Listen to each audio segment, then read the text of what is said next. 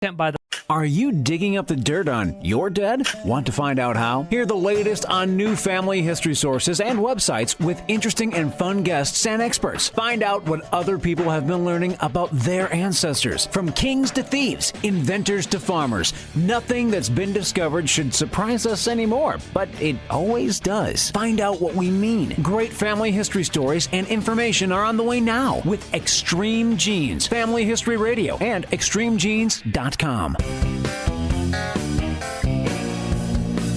Yeah, I don't think Mother knew about this.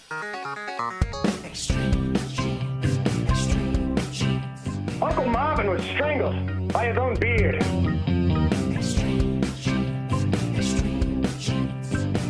Yep, never saw it coming.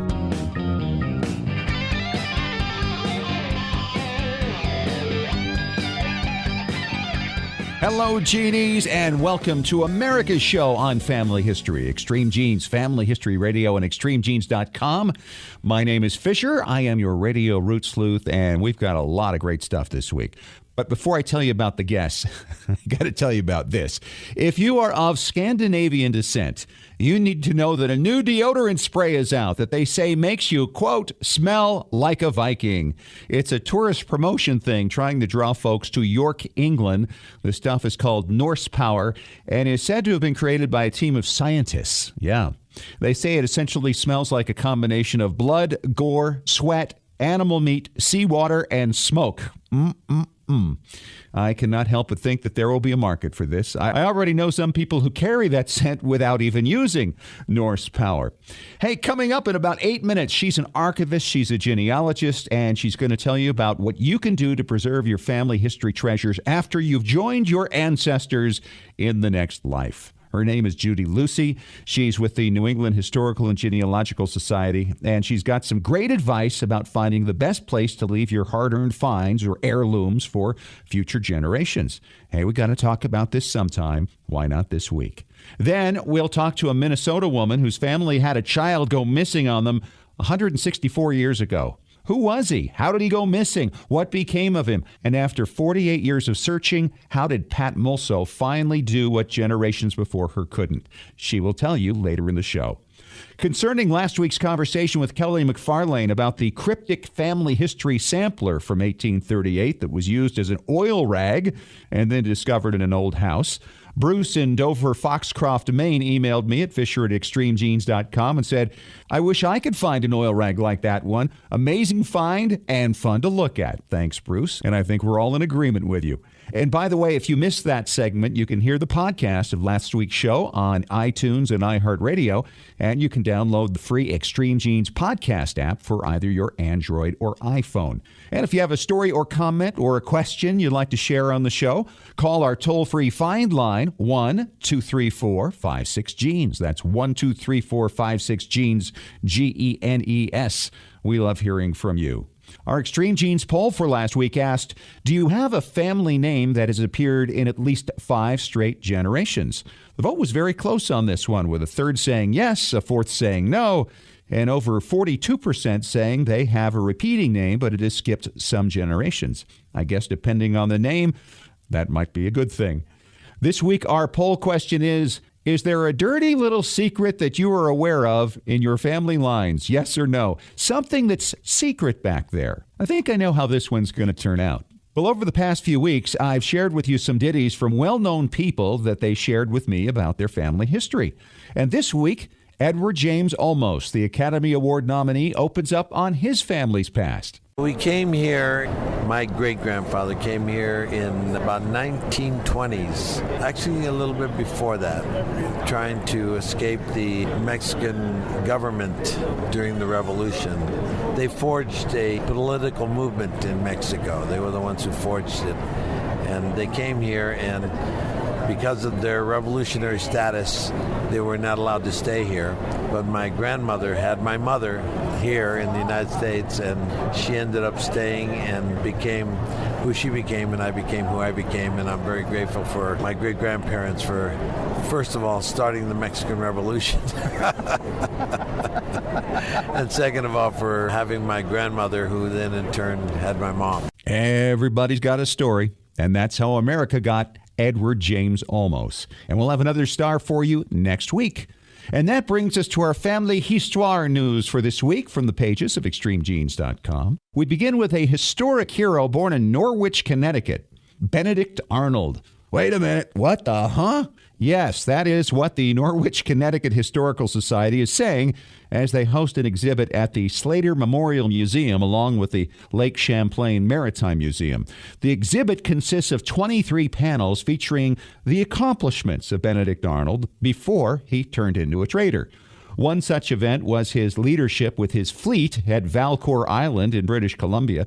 Sure, Arnold and the Patriots lost that one, but it delayed the Brits from getting back to New York, allowing the good guys enough time to prepare a defense of the city, which, of course, they ultimately lost. Norwich has tended to shove old Benedict under the rug for some time, and they're using this approach to kind of dust him off and bring a few tourist bucks their way. They point out that, quote, he wasn't the first American turncoat, nor the most damaging either, which is kind of like saying John Wilkes Booth wasn't all that bad because there are lots of people who killed more folks than he did, and he was a heck of an actor. Let's look at his career. I'm sorry, this seems to me to be a little bit off the mark. As a Connecticut native myself, I'd just as soon see Benedict Arnold remain beneath the carpet. And by the way, Norwich's Spirit of Broadway Theater is planning a musical on Arnold's life for later this year. Next, an editor and photographer based in Seattle, Barney Britton, has found a small wooden box in his late grandmother's attic. It contains close to 80 color slides documenting his grandparents' honeymoon in England in August of 1939, just before the outbreak of World War II. Along with them on their camping trip was their cat Edgar and grandfather's cousin Eldred. The photos have been restored to a beautiful color, and you'll see some amazing pictures of not just Barney's grandparents, but all of northern England during some of the last peaceful days of 1939. Check out the images now at extremegenes.com. And coming up, when you're back with your ancestors, what's going to happen to your records and heirlooms? Judy Lucey of the New England Historical and Genealogical Society has some suggestions next on Extreme Genes Family History Radio and extremegenes.com.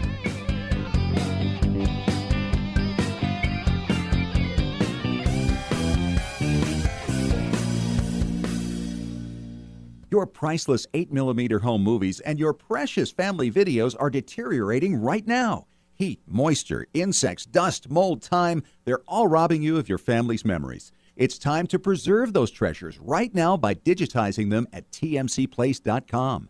They've been preserving memories for over 40 years. Home movies, videos, audio tapes, vinyl records, photos, slides, and even scrapbooks. Whether your treasures are enduring the humidity of Massachusetts or the heat of Arizona, tmcplace.com can digitize your audio and images without harming the originals and returning them to you with free shipping both ways on most orders.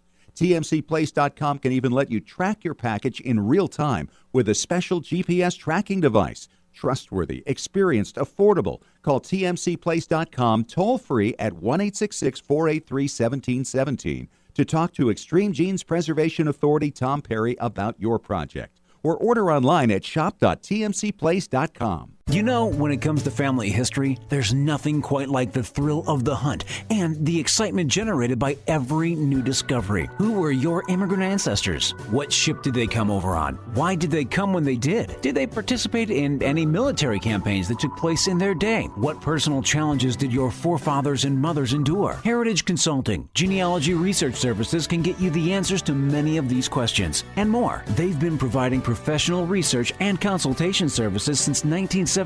Call toll-free 1-877-537-2000 to speak directly to a professional family history researcher. Heritage Consulting can research, collect, analyze, and interpret the countless documents your ancestors generated throughout their lives and present the findings to you in an attractive book or in an electronic format. The cost? Far less than you'd expect for far more than you can imagine. 877-537-2000 or go to heritageconsulting.com.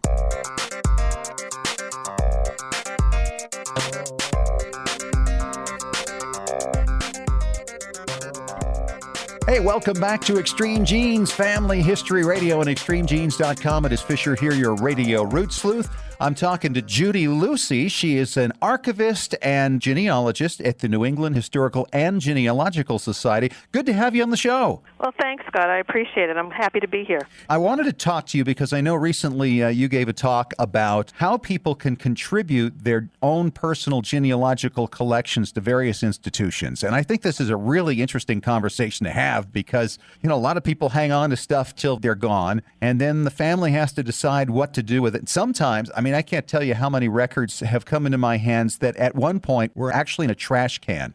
You know what I'm saying? I've seen that. Yeah, and somebody rescues it, and then they put it online, and you just think, oh my goodness, what if this had been thrown out? It's a one of a kind. Fill us in on how do we deal with people not wanting to let go, or people who are wanting to let go, and what they have to do to make sure it gets in a safe place that's still accessible. Well, sure. I think the first thing that people need to do when they have a collection like this is determine what exactly do I have that I feel is of value. Have I inherited papers from someone who may have been doing genealogy for many years, and am I the caretaker of the family treasures? And what's going to happen to those treasures when I'm gone? So that's sort of the place where people may want to start. And what I'm hearing now from people as I get phone calls and emails is that my children or my grandchildren aren't interested in this. Or last week I had someone say to me, the pipes burst in my house. Oh. And it reminded me that I can't keep my grandfather's diaries here anymore. Sure. So sometimes a natural disaster such as that may be the impetus to donate, or just realizing I'm getting older, I see all of this stuff that I have in my house, what's going to happen to it when I'm gone? I want to be able to share what I've done for the last 50 years with other people. So placing it in a historical or genealogical society allows people to say, oh, okay, now I can sit back and say, my things are in good hands, it'll be preserved and cared for, and other people will be able to use everything that I've spent my life working on. Now, I'm not at that point in my life right now, but even just thinking about what we have in our home, we have an 1870s era family Bible. Mm-hmm. We have a handwritten autobiography from about 1900 of a great-great-grandfather written fully in Swedish. So it's something, it's very difficult. Very lucky to have. Very lucky to have, but it's also very difficult. Swedish. Yeah, if you can read Swedish. And it's difficult to scan because of the odd size. We also have some very rare photographs, some including very large groups like a choir in Norway from another branch of the family. And I've spent a lot of time thinking about this, and it's like, there's some things I'm not ready to put somewhere. The other concern is that what about the accessibility when it gets there? Because just because you place it in an institution doesn't mean it's necessarily easily accessible. Wouldn't you agree with that? Oh, I would agree. Particularly if, say, for example, you decide to send it to us here in Boston. You'd either have to physically come to the library to access it. We are a society that is members only, so that's one of the things people have to think about is what are the policies for access that you have at your institution. But a lot of times we'll work with donors because we have people that will say, well, gee, I'd like to have my children have access to it without benefit of membership. And those are all the types of things that you want to talk to archivists like myself about before you donate your papers, because those are things that we can work on together and agree to a set of terms and say, sure. And we'll put that in what we call the deed of gift, which is the legal document that transfers the rights, your rights over to us, to those papers, and then we will, go from there. So we're willing to work with whomever. It is hard to let go. And I often, you have that wonderful family Bible, and people just say, well, I'm not ready to let go of that, but I want to share the information. Yes. And so I will accept scanned copies or photographs or a typescript of that information. It's the vital records that people are after. We know who our users are, and they're still looking for those birth, marriage, and death dates to put on the family chart. So we want to have that information available. Nobody's going to know about it if it's sitting in your living room. Yeah. But it's still a way for people to share the information without letting go of the actual treasure. Now, let's just pretend for a moment I said, okay, I am going to contribute this Bible, this family Bible, to the New England Historical and Genealogical Society. What do you do with that once it's in your hands? Do you do something to help preserve it? Is it kept in a place where the temperature and humidity is controlled? What do you do with it? Well, first things, with Bible records in particular, we do have temperature controls the humidity and temperature. It's always at a steady thing, a little bit on the chilly side. And with Bible records in particular, I'm afraid that all we're really interested in is the family details. So those family records that may be somewhere in the middle of the Bible that are recorded, we would actually remove that. And we would remove the title page of the Bible. So I always tell donors ahead of time, I want you to know that I'm probably going to take apart this Bible. I'm going to remove those pages because those are the things that researchers are interested in. So in essence, the Bible itself becomes kind of useless after that, other than as a Bible. Exactly. I will make exceptions. For example, and this is just happened to happen to me last week, I got a beautifully bound Bible with the name of the couple on the Bible spine. It was engraved. Well, that to me is too precious to deaccession. Sure. So I'm keeping it, and I'm keeping the whole thing intact. Once you've done this, is there any value left to them, or do you throw them away? How does that work? A lot of times these Bibles are just in such poor condition that they're falling apart. Yes, mine is. Upon arrival. Yeah. And 19th century Bibles, other than perhaps sentimental value, really don't have any monetary value per se. The ones that we will keep are usually published, and they're very rare, 17th or 18th century Bibles. We will keep those because those are rare. Or if we know of someone that is interested in that type of Bible, we'll try to sell it. But oftentimes it's the earlier Bible records, the 17th, 18th century, that we will keep here intact. Anything else, I'm afraid we have to deaccession and remove from the collection. You know, I'm looking at this one photograph that we have. Like I mentioned, we have a choir from back in Norway, and I had a couple of ancestors in there. It was kind of beat, and I was able to scan it and Photoshop it and correct it. So now it's the picture I have, the image, is beautiful. And I don't really have much personal interest in keeping the original, although I would imagine there's some people out there who might find some value in that because it is an original photograph from the 1870s. Yes. What do you do with things like that? With photographs? Yeah. Well, we'd love photographs because they're really a wonderful way for people to research and to have that visual image of a great-grandparent or an ancestor. Photographs that are identifiable, in other words, the names, everyone knows who's in them, are really valuable. But I will also take unidentified photographs. With those, we store them properly in protective enclosures, and they're cataloged. In other words, they're made available through our library catalog so that if people are searching, maybe for choir groups in Norway, or say something like that, they'll find that, oh, it's at the New England Historic Genealogical Society. Right. So you do a lot of cataloging that's online, so that does help it become more available to those interested. Oh, absolutely. It really helps for people, and especially now, it really helps people to say, well, where can I find materials? Well, I can just go online and search to see if I can find it. Our library catalog contains nearly all of our manuscript items that are cataloged and processed. It provides users with sort of a snapshot of saying, okay, this tells me a little bit about what the contents are. And do I want to use this record in my research? Well, and it may have seemed like a silly question to a lot of people to ask if you had that information online, but I'm aware of many institutions where they have so much stuff. And I think of New York City and the New York Historical Society, the New York Public Library. They have just rooms full of things. They don't even know what they have in there. Well, that is true for a lot of archives, including us. For example, we've come across things as we've processed collections that have been with us for many, many years. Recently, I processed a collection that has been with us since the 1930s, and it was done, but it needed a little updating. And I found an original letter written by Booker T. Washington from the Tuskegee Institute. Whoa! We didn't even know we had. A few years ago, someone donated their family photograph albums to us. In that album was a photograph of Helen Keller as a child with Annie Sullivan.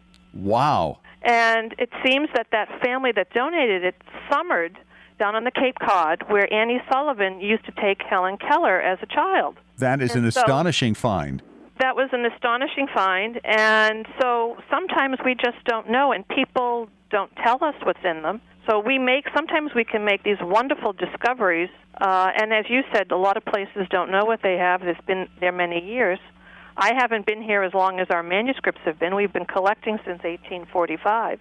So I don't know, sometimes it's always a discovery, just uncover a diary or an original document that we didn't know that we had. Well, I guess I bring this up because there was a contribution I made to an institution at one point, and I've gone to look for it online, and it's not there. And I think that's got to be certainly an important part of a contribution, to know that that access is going to be made available.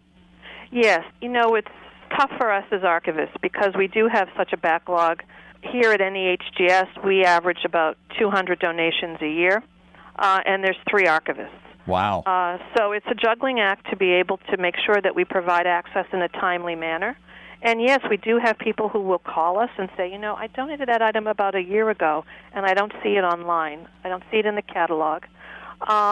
So it sounds to me like if you're going to donate something, you might want to do a little shopping around to see what might best suit your needs from one institution to the next. Absolutely. And as I mentioned, I was in a phone call recently where we were just one of the institutions that potential donors were shopping around. They asked very important questions considering the backlog. When will my collection be available? How will it be cared for? Who's going to organize it? How will it be organized? Do I have to donate money to have the care for the collection? All those things potential donors should really talk about with the institution that they're considering donating their papers to. Boy, and I think that is a great way to sum the whole thing up, Judy. Perfect. Thank you so much for your time. Judy Lucey from the New England Historical and Genealogical Society. She's an archivist. She is a genealogist. Judy, that's great. I'm sure that's going to help a lot of people. Well, thanks so much. I really appreciate it. Thank you. And coming up next, it was a baby that disappeared over 160 years ago. But it took this woman only 48 years to find him. We'll tell you all about it coming up next on Extreme Genes Family History Radio and ExtremeGenes.com.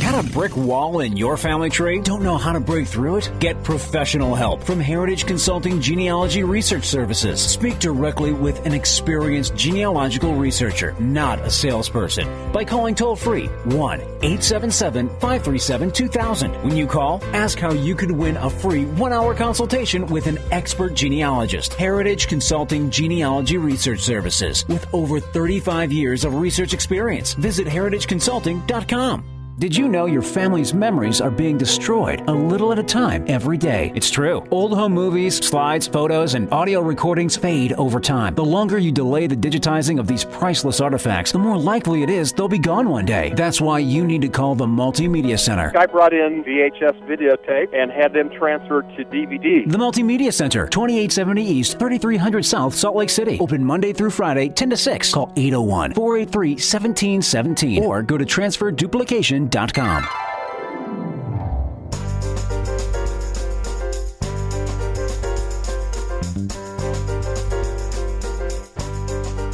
welcome back to Extreme Genes Family History Radio, ExtremeGenes.com. It is Fisher here, the radio root sleuth, talking to my guest, Pat Mulso from Albert Lee, Minnesota. I'm thrilled to be talking to you, Pat, because I ran into a story that you had written on a blog about one of your recent breakthroughs, and this was like 48 years in the making. Right. And we're always trying to, look for great stories like this, and this is another one of them. Give us a little background on your Harding's family side. Well, it's my mother's father's side. They're a very, very close family.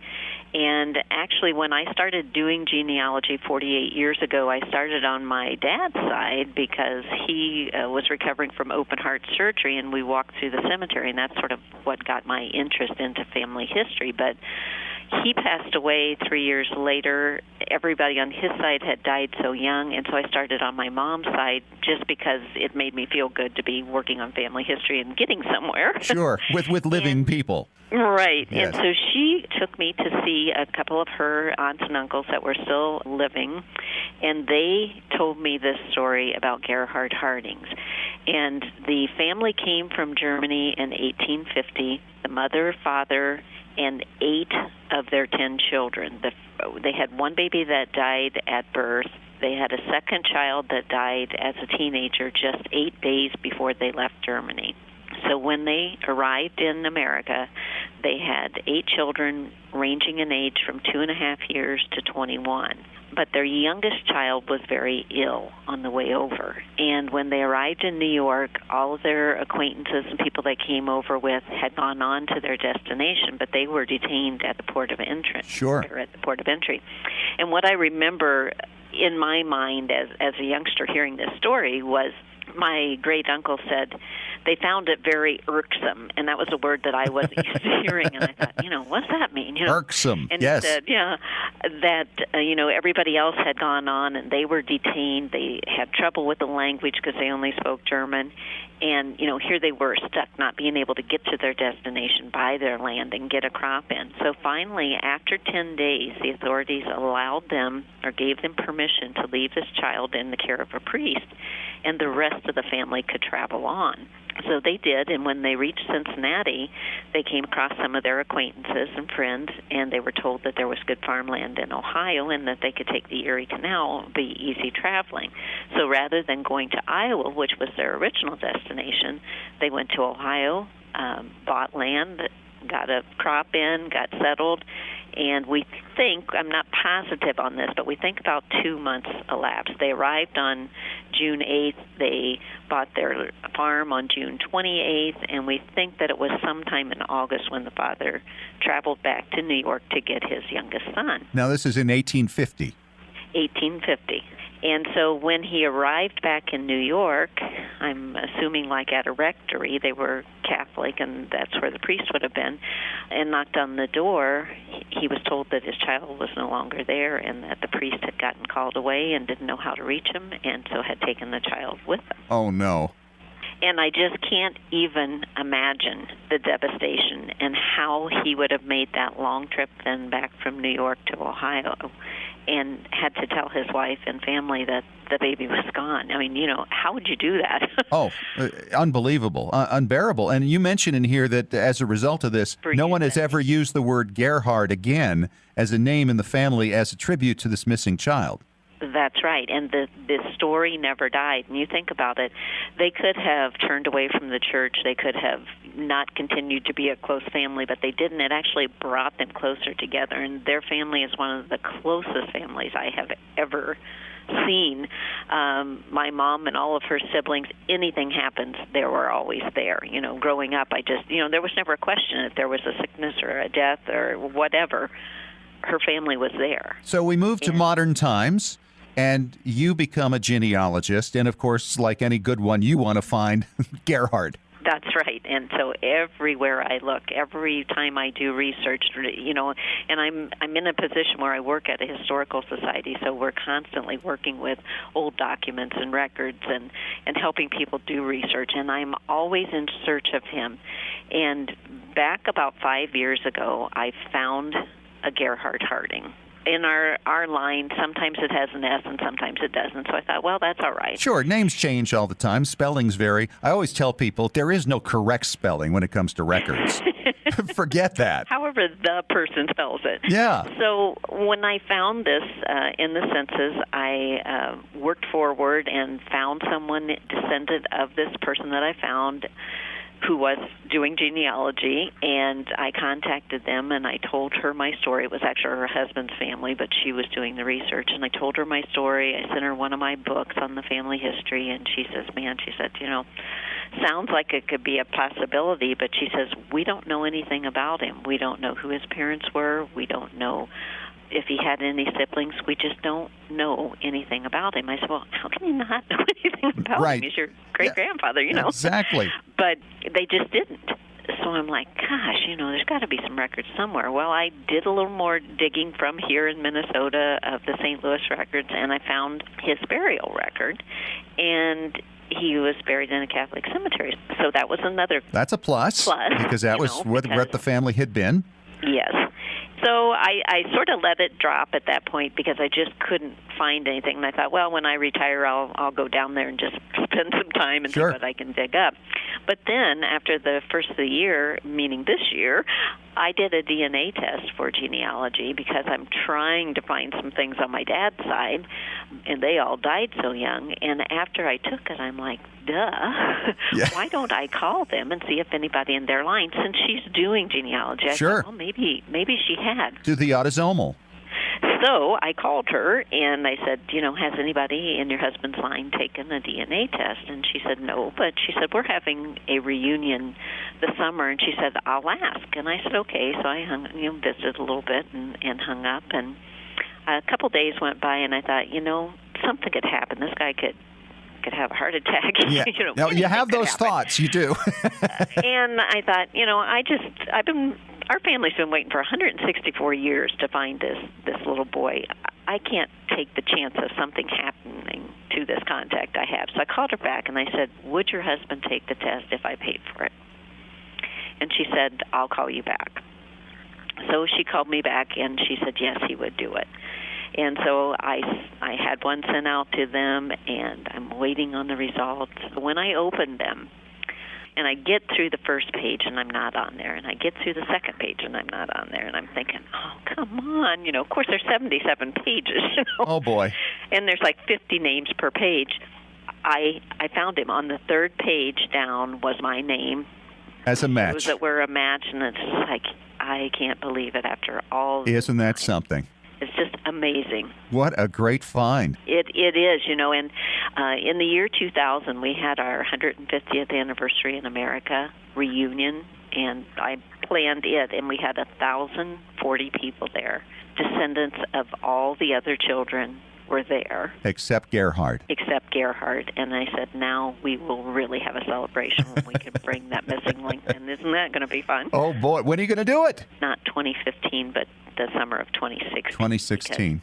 So it'll be quite a deal. 48 years in the making to solve this mystery and many, many generations. Pat Mulso, thank you so much for your time and sharing the story. Thank you. I am happy for you. That's great stuff. It is. It's great. I feel like I should wear a headband that says, I found Gerhard. You can wear it at the reunion. I will. And on the way next, we've got a listener who's all ready to go to preserve some of her old home movies, but she's got a question for Tom Perry. Our preservation authority is next on Extreme Genes Family History Radio and ExtremeGenes.com.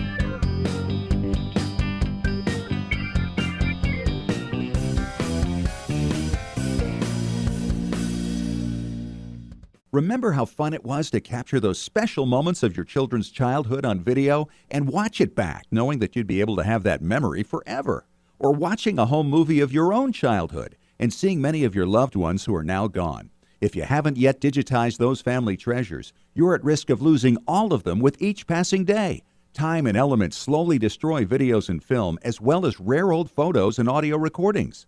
Rescuing your memories is what TMCplace.com has been doing for over 40 years. They can transfer all these discs and hard drives so you and your family can enjoy them digitally for generations to come, and without damaging the originals. They provide free shipping both ways on most orders. They even offer GPS real-time tracking of your package so you can be confident that nothing can ever be lost in transit. Call toll-free 1-866-483-1717 to talk to Extreme Genes Preservation Authority Tom Perry about your special project, or order online at shop.tmcplace.com. How's your family history research going? Are you stuck on a difficult line? Don't know how to start? Let the professionals at Heritage Consulting Genealogy Research Services help. Heritage Consulting has been providing professional research and consultation services since 1978. They can help you find your own personal family history for far less than you would expect by researching, collecting, analyzing, and interpreting the numerous historical documents your ancestors left in their lifetimes. They'll then provide you with a professionally written report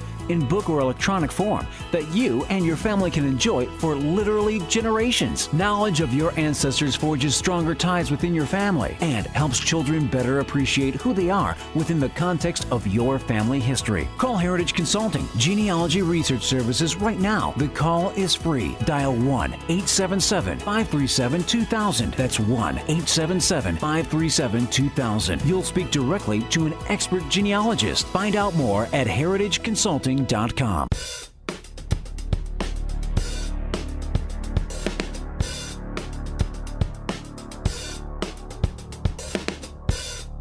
And welcome back to Extreme Genes, Family History Radio, extremegenes.com. It is Fisher here with Tom Perry. He's our preservation authority from tmcplace.com. Hi, Tom. Good to see you again. Good to see you, too. Glad to be vertical. And we have a question here from the Dallas, Texas area from Lori Judd, who writes, Tom, I just listened to a podcast of Extreme Genes, and you were explaining that you're able to digitize old 8mm movies and flexibly work with the customer, helping them do what they can. I have over 100 precious old movies that I'd love to have digitized. I also want to add music and vocal narratives from my dad and siblings if I can get them. What would this involve? I think I could possibly do the editing once the movies are digitized. Yeah, that is no problem at all. If you have the correct equipment, like if you have a Mac, you're going to want to use like Final Cuts Pro or Adobe Premiere or iMovie to do your editing. If you have a PC, you want to use something like Vegas or Power Director or also Premiere. You can use any of those programs, and they're great options. So if you want to do editing, you need to pick the option of an HDD, which is a hard disk drive. So then when you take that, you can plug it directly into your computer. It's super high resolution. So the only other option you'd have to think about is if you want JPEGs. And JPEGs are awesome because since we're digitizing your film, you're going to be able to get a photo of every frame of film like we did for you, Fish. Yes, it is the best thing. If you haven't heard me, we've talked about it before, but there was a photograph among my old movies from the 50s. And I'm a little kid at a picnic table with my late dad, my late brother, and my grandfather, who died when I was less than 2 years old. It is the only photograph I have with all four of us in one photo. And it's clear and it's clean and it's great. The neat thing about that, too, is you said they were looking around and in only one frame, so 1/24th of a second, everybody's looking at the camera at the same time. Yeah, that's right. It was a 10-second clip, and heads are moving in different directions in the movie. But we found the one where I'm looking up, my grandfather's looking up, Dad's looking up, and my brother's looking up. And that was the one. And it worked perfectly, yeah. So that's a neat thing you can do about that. In fact, we actually had somebody call us the other day and said, hey, well, why do I need JPEGs if I can just go and shoot the screen like you taught us how to do a few weeks ago? I said, well, that's great. That's a good way to do it. However, when we actually take the film that we're scanning and provide you with a JPEG, it's just incredibly better definition. So if there's any unique pictures in there you want to make sure you grab that. Same thing happened with my grandparents. I spent most of my kindergarten and first grade years at their house, no photos. And then I was transferring Dad's old film and bingo, hit the mother lode. So I really recommend getting JPEGs of your frames too. And a neat thing too, you want to go in and do narration. So when you're doing narration, there might be one clip that's only maybe 15, 20 seconds long, but you may need to talk for 30 seconds about it. So you can freeze the frame and let it sit there, or you can take these JPEGs you've created and have them kind of go through as you're narrating the film. So a good thing I always suggest people do is get a good recorder, whether you want something like an old audio cassette or get a video camera and hook up the audio and film the screen while you're talking, or get one of those hard disk recorders and talk into it. And the first time you watch it, have a legal pad with you and write down notes, because that's going to help you get better organized. So when you go back the next time, you can do it better. If you can get your whole family there at the same time, that's awesome. If not, send copies to them, send them MP4s, and then they can do their own audio, and then you can take all these different audio tracks and meld them together of Grandma talking about what's important to Grandma and Ethel talking about what's important to Aunt Ethel, and you basically become a multi-recorder. And it sounds hard, but it's not that really hard to do. You can do it, and you sound like you know what you're doing. So I'd suggest you go ahead and do that. If it becomes overwhelming, we're more than happy to do it for you. Or as we mentioned a few weeks ago about this new campus we put together, you have the option. You can come into us and sit down there. We can record you in our audio studios. We can teach you how to do all the audio editing or do it for you. So it makes a neat opportunity to put all these things together. All right, Lori, thanks so much for the email. And, of course, if you have a question, you can ask Tom at tmcplace.com, and we just might answer your question on the air. And coming up next, when we return, we're going to talk to Tom about copyright issues concerning videos and photographs. It's interesting stuff, and you're going to want to know it. It's coming up next on Extreme Genes, Family History Radio, and extremegenes.com.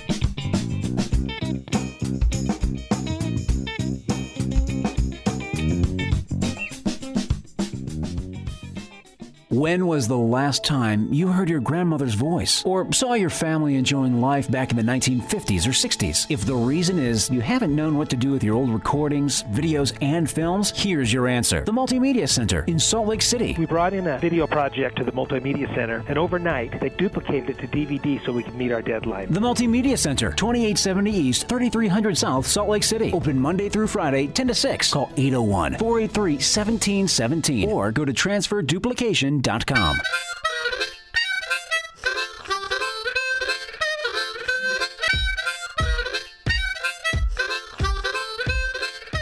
Hey, glad you found us. It's Extreme Genes, Family History Radio, and ExtremeGenes.com. It is Fisher here with Tom Perry from TMCPlace.com, our preservation authority. And Tom, we run into this quite often. We get a lot of questions about people who are concerned when they're duplicating old videos, maybe even old discs like records. Oh, absolutely. 78s, that we have issues with copyright. And we need to understand a little about the legality of these things. And you, as a professional, if people bring things to you, what you can and can't do. Where do you want to start with this? Copyright issues is something that's really, really important. Most people that break copyright laws really do it innocently. They have no idea they're doing it. People come into us and ask us to do stuff that we can't do. And so we explain to them why we can't do it. And they're just like, oh, okay, well, that's fine. I won't do it then. Where there are some people that, you know, they're going to break the law no matter what. They're going to go 90 down the freeway in a 55 zone. That's just the way life is. But kind of explaining copyrights is kind of explaining to you how the IRS works. It's kind of crazy. I try to teach people, I say a copyright law should read, are you honest in all your dealings with your fellow earthlings? Yeah. If you can say yes to that, you've probably never broken a copyright law. And some of us do it innocently.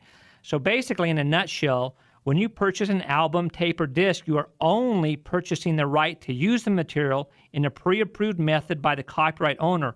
So in essence, basically, when you purchase a tape or a CD or a DVD, you are officially agreeing to the terms in the little panel on the back of it, the little small type. You're agreeing to that when you buy it. Now, you're speaking in terms of perhaps a movie, Exactly. a commercial movie, or a commercial recording. Exactly. Whether you're buying, you know, a Disney DVD, if you're buying a Disney audio CD, if you're even recording stuff off the television, off of Comcast or Dish Network, or even over the air, anything like that, they still have copyright laws. So you need to remember, just because you have it in your possession, you don't own it. You only own the right to use it. I hate to be a downer, but let me explain to you, first off, what you can't do. You cannot buy a music CD, load it onto your MP3 player, and then give that disc away to somebody else, even if it's a charity. You cannot give it away. Even if you're saying, hey, well, I didn't sell it, I gave it away. You don't have that right. That right is only given to you. The right to use is not given to anybody else. So let's talk about this then, Tom. We're putting together then an old home movie or an old video, and we want to have some music in the background with narration like we talked about in the previous segment. We have to be careful about the copyright on that music as well, even though we're using it for personal purposes. Oh, absolutely. If you want to go 100% by the letter of the law, you absolutely cannot do that. There's all kinds of what they call public domain that you can use. There's also canned stuff that you can get for free. There's some canned stuff you pay a little bit for. You can go demo it on a lot of different sites. A lot of musicians actually go out and put it out there on the cheap that you can just grab off the internet. And that's a great solution. Oh, yeah, and that's totally legal. But if you go and take a Disney theme song and put it in your home movies, even though you're going to never sell them, that is copyright infringement. And so for you as a professional, you can't go there because obviously that would put you, I mean, imagine all the opportunities you would have to break copyright law over the years. It would be a mess for you. So you have to be very strict with that. As should everybody. Oh, yeah, you have to be really, really careful. It's better to err on the side of caution than do something and get you in trouble. All right, what about a publicly done photograph? Okay, maybe there's a photo that was published in Life magazine of your father during World War II. What do you do with that? As I understand it, it's 1923 at this point. Anything before that is public domain, but back to 1923, it is not. So what I always suggest our people do, and also all of our listeners, is go to Life magazine, go to whoever's the copyright owner, and tell them what the situation is. Say, hey, this was my father who's on page 26. I want to make copies to put in my genealogy or my family history or a video I'm making as a tribute to him. And 9 out of 10 times, our customers do this, and they give them rights to do it. They say, just for this, as long as nothing's going to be sold, it's fine to do. You can go on to the copyright of the United States of America and read the copyright laws and see, what is public domain and what isn't public domain. Thanks for joining us, Tom. And, of course, if you have a question for Tom, send an email to asktom@tmcplace.com, and we may answer your question on the show. We'll talk to you again next week. Thanks for joining us. And remember, as far as everyone knows, we're a nice, normal family.